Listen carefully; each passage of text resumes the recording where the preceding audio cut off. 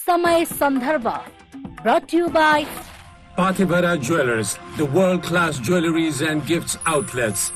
Columbus, Ohio, United States of America.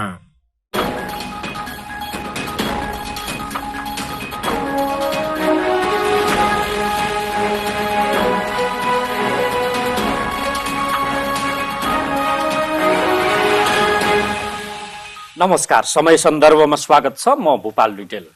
संसदको महाभियोग सिफारिस समितिले अन्ततः निलम्बित प्रधान न्यायाधीश चोलेन्द्र शमशेर जबरालाई महाभियोग लगाउन सिफारिस गरेको छ। अख्तियार र सम्पत्ति शुद्धिकरणलाई उसले सम्पत्ति छानबिनका लागि समेत सिफारिस गरेको बुझिएको छ। यो मामिलामा प्रमुख प्रतिपक्षी दल र लोकसभाको फरक मत रहेको छ। यो फरक मतका बीच महाभियोग लगाउन सिफारिस गरिरहँदा अब संसद नै छैन, के होला, यो एउटा संवैधानिक विवादको विषय बनिरहेको छ। अर्कोतर्फ संविधानको धारा 101(6) ले महाभियोग सिफारिस भएको व्यक्तिको मुद्दा नटुङ्गिएसम्म कामकाजमा फर्कन पाइन्न भन्ने व्यवस्था गरेको छ। तथापि प्रधान न्यायाधीशकै रूपमा फेरि फर्केर काम गर्छु भनेर चोलेन्द्र शमशेर जबराले सर्वोच्च प्रशासनलाई सूचना पठाएको र त्यहाँ फेरि अब विवाद सुरु हुन सक्ने संकेतहरू देखिएका छन्। हाम्रो राजनीतिले असरल रूपमा हाम्रा राज्यका अवयवहरू यही अचकल्टो अवस्थामा छोड्ने नै हो, यही गर्नका लागि थियो। यिनै विषयको सेरोफेर रहेर आज हामी नेकपा एमालेका नेता जो महाभियोग सिफारिस समितिको सदस्य समेत हुनुहुन्थ्यो, निवर्तमान सांसद भन्नुपर्छ, अब लालबाबु पण्डितसँग कुराकानी गर्दैछौँ। स्वागत छ तपाईँलाई। धन्यवाद। आराम हुन्छ? ठिक छु। असाध्यै छोटो समयका बावजुद तपाईँ मेरो अनुरोधलाई स्वीकार गरेर आउनुभयो। म धेरै धेरै आभारी छु तपाईँका प्रति। र मेरो प्रथम प्रश्न चाहिँ यो छ कि महाभियोग लगाउने कि नलगाउने भन्ने, महाभियोग जस्तो विषयमा पनि सांसदहरू विभाजित भइदिनु भयो, यो किन यस्तो भएको?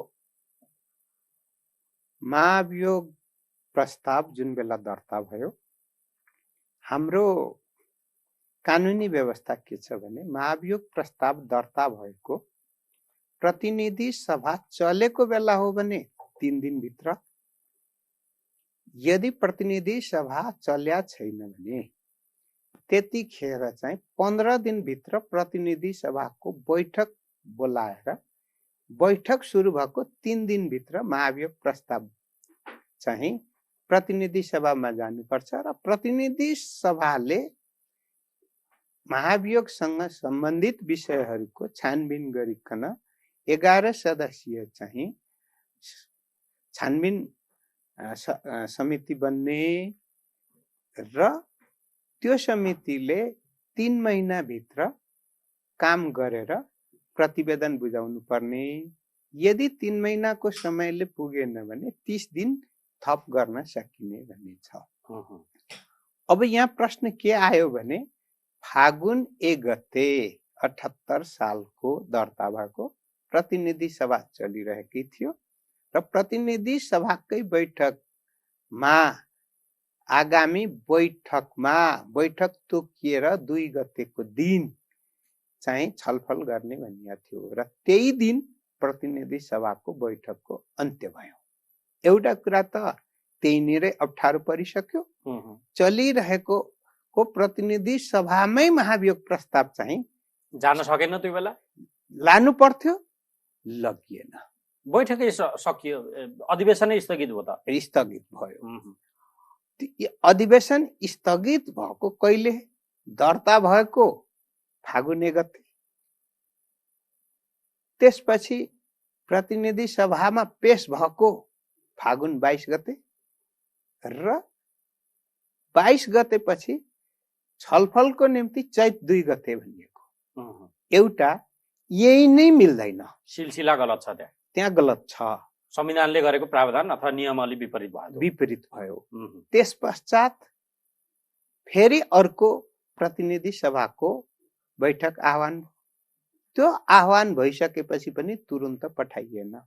व्यापक रूपमा एमालेको दबाव र म आफै त्यो समितिमा भएकोले गर्दा पटक पटक मैले भनेको थिएँ कि कहाँ हरायो महाभियोग र सिफारिस समिति त बन्यो तर काम दिएन। काम 6 महिनासम्म दिइएन।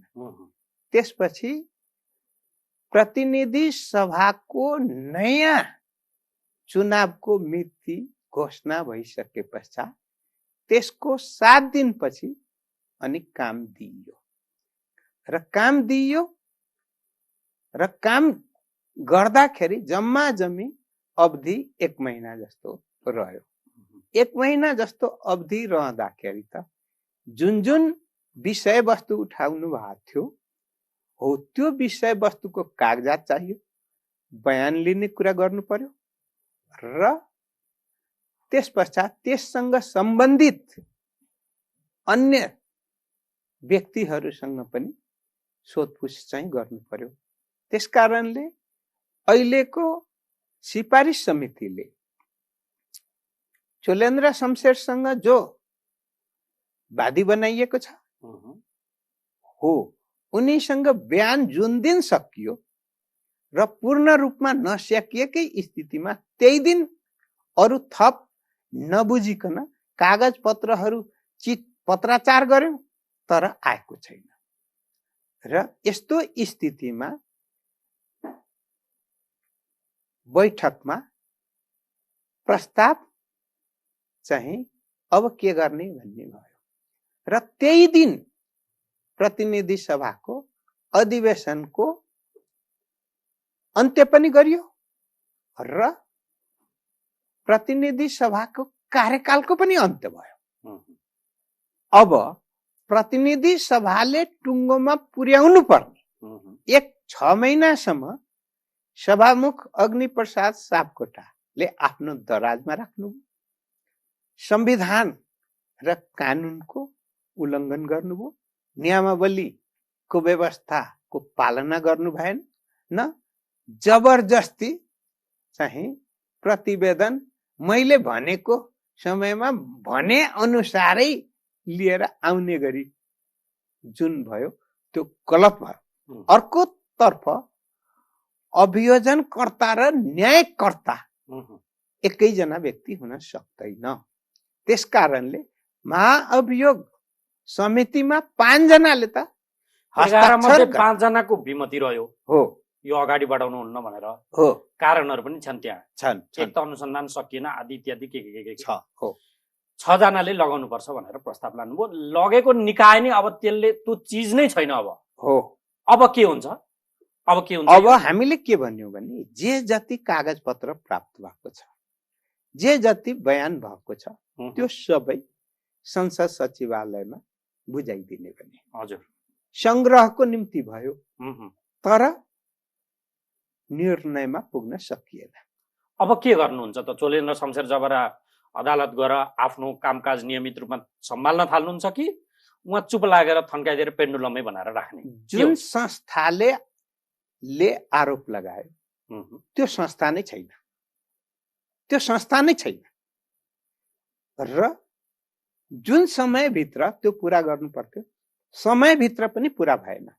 त्यसकारणले गर्दाखेरि आउँदाखेरि पनि कपटपूर्ण तरिकाले आयो प्रस्ताव र त्यसपछि कपटपूर्ण तरिकाले नै समय चाहिँ व्यतीत गर्ने काम भयो र अहिले जसले प्रस्ताव लिएर आए उसैलाई यो पारित गर्ने मनसाय थिएन भन्ने कुरा चाहिँ व्यवहारबाट प्रमाणित भएको छ। त्यसकारणले अब कागज पत्र त भविष्यको निम्ति पढ्नको निम्ति दस्तावेज भयो तर जसले न्याय निरूपण गर्ने त्यो संस्थै रहेन भने अभियोग त स्वतः समाप्त भएको हुन्छ नि, स्वतः समाप्त भएको हुन्छ। त्यसकारणले गर्दा अब चोलेन्द्रजीले के गर्नुहुन्छ त्यो उहाँको कुरा हो, त्यो उहाँको कुरा हो र संविधानमा के व्यवस्था छ भने महाअभियोगको निर्णय नहुँदासम्म कामकाज गर्न नपाउने मात्रै हो, निलम्बन होइन, पदको निलम्बन होइन। अब महाअभियोग लगाउने प्रस्तावकै छैन, संस्थै छैन भने उहाँ के हुन्छ? अब के हुन्छ भन्ने हो भने उहाँ साधारण भाषामा भन्ने हो भने बोलचालको भाषामा भन्ने हो भने अभियोजन प्रमाणित र निर्णय हुन नसकेपछि फर्किनु त्यो त फुकुवामा जाने स्थिति हुन्छ। अब उहाँ सर्वोच्चमा जानुहुन्छ जानुहुन्न त्यो उहाँको कुरा हो। तर बाटो चाहिँ खुल्ला भयो फर्किने। बाटो चाहिँ उहाँलाई रोक्ने बाटो समाप्त भयो भनेको सर्वोच्च जाने नजाने उहाँको कुरा रह्यो हो। जसले अभियोग लागेको थियो ती अभियोगकर्ता पनि छैनन्, अभियोग लगाउनेहरू पनि छैनन्, त्यसको निरूपण गरिदिने संस्था पनि छैन। अनुसन्धान गरेर अचकल्टो गरेर त्यसले बिचमा छोडो हो। निर्केल पुर्याउने ठाउँ र समय पनि छैन। अब ठाउँ र समय पनि छैन। त्यस अर्थमा महाअभियोग प्रस्ताव जुन यो थियो चोलेन्द्रको विरोधको थियो यो प्रस्ताव समाप्त भयो। तर उहाँ फर्किँदा चाहिँ सूचना यसरी आएको छ। हेर्नुहोस्, उहाँले सूचना पठाउनु भएछ आइतबारदेखि म कामकाजमा फर्किन्छु सर्वोच्च अदालत प्रशासनलाई। त्यहाँका कर्मचारी, न्यायाधीशहरू, स्वयं बार, प्रहरी प्रशासन एकातिर लागेर उहाँलाई त्यहाँ असहयोग गर्ने, निकाल्ने, छिर्नै नदिने भन्ने अर्को राजनीति सुरु भयो भन्ने पूर्व सूचना सार्वजनिक भइरहेछ। अब त्यहाँ के भएछ, उहाँले के गर्नु भएको छ हजुर यस बारेमा मलाई जानकारी छैन। होइन, रमिता हुने भयो नि त यो त अर्को। हेर्नु न, रमिता गर्नकै लागि त प्रस्ताव ल्याएको हो नि त। रमिता रमिता गर्नकै लागि ल्याएको प्रस्ताव हो। मैले किन भन्न खोजेको हुँ भने परमादेश जारी भइसकेपछि उहाँ त परमादेशको पक्षमा हो नि, त्यसको नेतृत्व गर्नुभएको। परमादेश पनि जारी गराउने, महाभियोग प्रस्ताव पनि दर्ता गर्ने, प्रमाणित गर्न पनि नलाग्ने, प्रमाणित हुँदा पनि नहुने, प्रमाणित गर्नुपर्ने संस्था नै नरहने, यस्तो स्थितिमा के हुन्छ? अनि त्यहाँ त मुठभेड हुने भयो नि त। मलाई अब बात लागेको चिज नै रहेन, म जान्छु भनेर काम गर्न छिर्दाखेरि त्यहाँ अड्डा कसेर अब त्यहाँ छिर्नै नदिने भनेर अर्को तम्तयारी संवैधानिक रूपमा, कानुनी रूपमा निरूपण गर्नुपर्ने कुरा निरूपणै नगरेपछि के हुन्छ? बाटो फुका हुन्छ कि हुँदैन? बाटो फुका। हामीले निर्णय गरेर तपाईं सर्वोच्च अदालत जानुस् भनेर निर्णय गरेका छैन। तर निर्णय दिने संस्था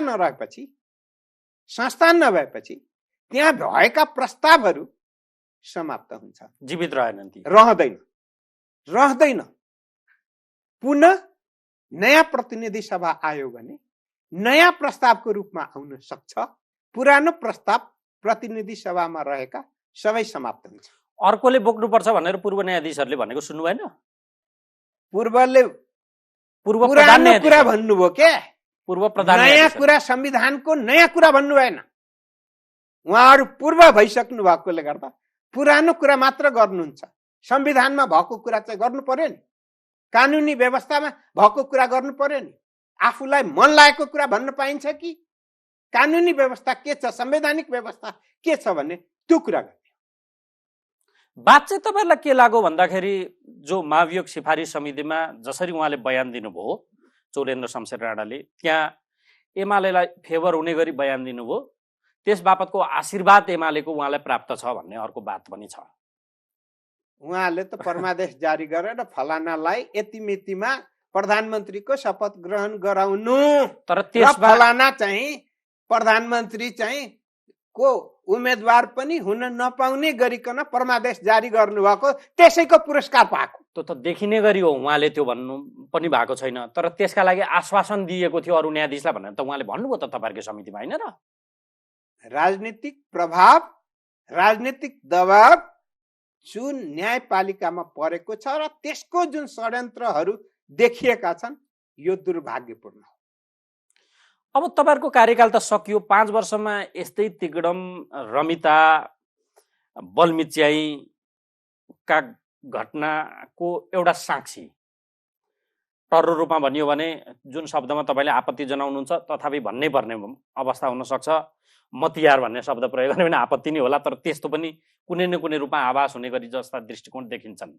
चाहे राष्ट्रपतिलाई चलाउने मामिला होस्, नागरिकताको विषयको राजनीति होस्, चाहे यही मामिला, यावत घटनाक्रम देख्दा चाहिँ तपाईँ एउटा निष्कलङ्कित सांसद पनि हो। सरकारमा रहँदा मन्त्रीका रूपमा तपाईँले गरेको कुरालाई धेरै मान्छेले आजको दिनमा पनि तपाईँलाई वाह भन्ने अवस्था छ। ग्लानि चाहिँ हुन्छ कि हुन्न यो यावत घटनाक्रमले? मलाई एउटा कुरामा दुःख लाग्छ, नेपालको राजनीति गिजोलिएर अनि छिट्टो छिट्टो प्रणाली नै परिवर्तन गर्न खोज्ने र स्वतन्त्रताभित्र स्वच्छन्दता खोज्ने। स्वतन्त्रता एउटा हो, स्वच्छन्दता अर्को कुरा हो। स्वतन्त्रता संविधान कानुन विधि पालना गरेर आफूले प्रयोग गर्ने हो। स्वच्छन्दता भनेको केही पनि नमानिकन सब थोक आत्मकेन्द्रित हुने हो। त्यसकारण स्वच्छन्दताको प्रति भनाइप्रति मलाई भन्नु केही पनि छैन। जुन कुरा संविधानले दिँदैन, कानुनले दिँदैन, विधि र प्रक्रियाले दिँदैन, त्यो कुरा पनि समाजमा आइरहेका हुन्छन्। तर के हो भने हामी त संविधान ऐन कानुन अनुसार चल्ने हो र त्यसलाई व्यवहारिक रूप दिने हो। व्यवहारिक रूपमा दिँदाखेरि अलिकति चाहिँ नेगेटिभ पन भन्छौँ नि, हो त्यो नेपालको सन्दर्भमा धेरै देखिएको छ। सकारात्मक कुरा भन्दा नकारात्मक बुद्धि चल्ने चाहिँ धेरैको देखिएको छ। सकारात्मक चलाउनको निम्ति ती चाहिँ सबैले आफ्नो ठाउँबाट प्रयास र पहल गरौँ, अनि परिणाम आउँछ। द्वन्द्वमा मुलुक भयो भने 5 वर्षको समीक्षा गर्न संसदमा मन्तव्य दिने क्रममा पनि जब घोचाघोच हुन्छ, एकले अर्कालाई कसरी हुन्छ सिद्ध्याउने किसिमका शाब्दिक हिसाबका अभिव्यक्ति आउँछन्, के नि अपेक्षा गर्न सकिन्छ?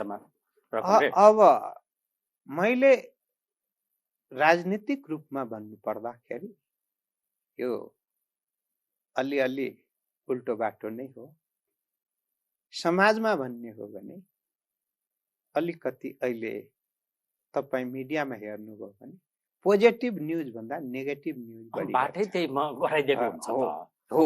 नेगेटिभ देशका नागरिकलाई पनि नागरिकता दिने कि नदिने भन्नेमा मत विवादित छ, बहुत ठुलो खाडलको रूपमा हो। त्यसलाई राजनीतिकरण गरिन्छ, राजनीतिको रोटी सेकिन्छ। त्यसै कारणले म के भन्छु भन्छु जस्तो निकायलाई पेन्डुलम बनाएर यो अवस्थामा पुर्याइन्छ। अनि यस्ता चिज जसले दूरगामी रूपमा आम रूपमा जनतालाई हानि पुर्याउँछ भने तिनै मुद्दा नै अगाडि आउने हुन् नि मिडियामा पनि। सधैँ खुसीको कुरा मात्रै आउँदैन, पीडाका साथ पनि दीर्घकालीन रूपमा सोचेर अगाडि बढ्नु नै उद्देश्य हुनुपर्छ। क्षणिक लाभको निम्ति, क्षणिक स्वार्थको निम्ति, क्षणिक आनन्दको निम्ति यदि रमाउने कुरा भयो भने नेतृत्व होस् वा व्यक्तिगत रूपमा कोही व्यक्ति पनि हो। सार बताइदिनु न, समय सकिएकाले। अब जनता कहाँ सम्भवतः तपाईँ हिजै जाने तयारीमा हुनुहुन्थ्यो क्या र राति यो महाभियोग सिफारी समितिकै कारणले तपाईँ अझेर काठमाडौँ हुनुहुन्छ। आज त तपाईँ काठमाडौँबाट रमाना लिँदै हुनुहुन्छ होइन? जनता कहाँमा अब त भोट माग्न पनि जानु पर्यो, चाडबाड लाग्दैछन्। 5 वर्ष सन्तोकै रह्यो, धेरै चिज गऱ्यौँ, यसकारण फेरि पनि हामीलाई नि भोट दिउँ भन्ने ठाउँ चाहिँ छ कि बाँकी छ कि अलिअलि मुल्टो निहुराउने अवस्था पनि पारेको छ यो राजनीतिले? पहिलो कुरा, नेपालमा चाडपर्व सुरु भएको छ। त्यसको अवसरमा आ त जितिया पर्वै हो। सम्पूर्ण नेपालीहरूमा हार्दिक शुभकामना व्यक्त गर्न चाहन्छु। खुसी जीवन र सुखी जीवनको चाहना राख्दछु। समृद्ध नेपाल र सुखी नेपालीको भावना छ हाम्रो।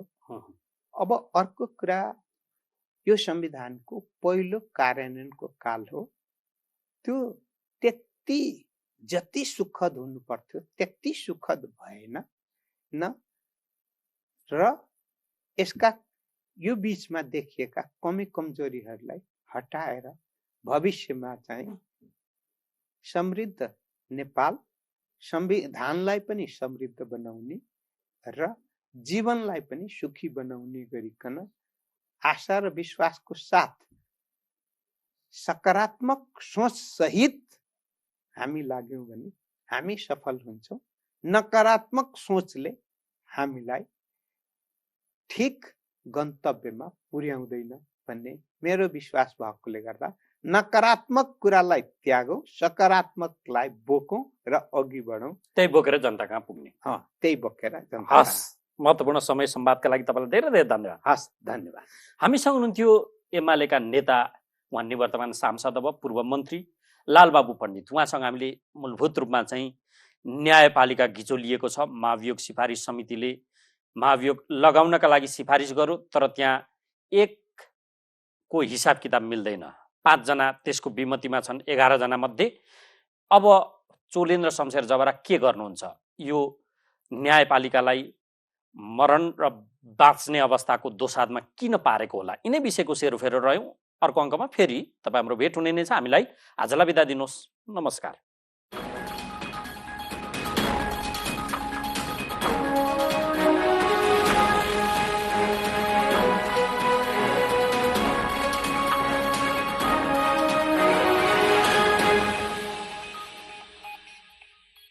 समय सन्दर्भ brought to you by Pathivara Jewelers, the world-class jewelries and gifts outlets. Columbus, Ohio, United States of America.